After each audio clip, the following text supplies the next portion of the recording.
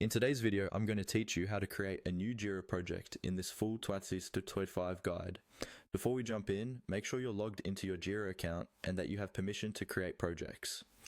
If you're not sure about your access, you might need to ask your site admin to grant you the right permissions first. Once you're on your main Jira screen, look for the area where your existing projects or spaces are listed. In Jira's latest interface, projects are often referred to as spaces in some views. Just beside the word space or your current project name, you'll see a small plus sign. This is what you'll use to start creating something new. Go ahead and click on that plus sign next to the space label. This tells Jira that you want to add a new project or space to your site. After clicking the plus sign, Jira will show you different types of projects you can create. From this list, look for the option labeled Software Development. This is the standard choice if you're managing software teams, sprints, backlogs, and development work. Click on Software Development to move forward.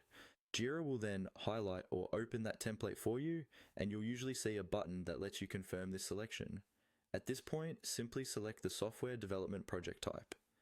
This step ensures that your new project will come with the right issue types, boards, and workflows that are commonly used by development teams. Once you've selected the Software Development option, you should see a button that says Use Template, or something very similar.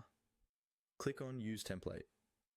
What this does is tell Jira to take that predefined setup and apply it to your new project, instead of you having to configure everything manually from scratch.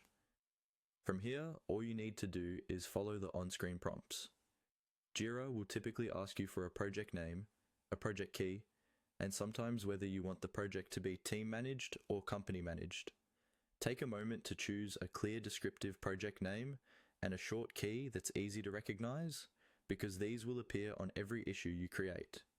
As you go through each screen, read the descriptions carefully and pick the options that best match how your team works. Once you've completed the prompts and confirmed, Jira will create your new project and take you straight into it, ready for you to start adding issues, configuring your board, and inviting your team.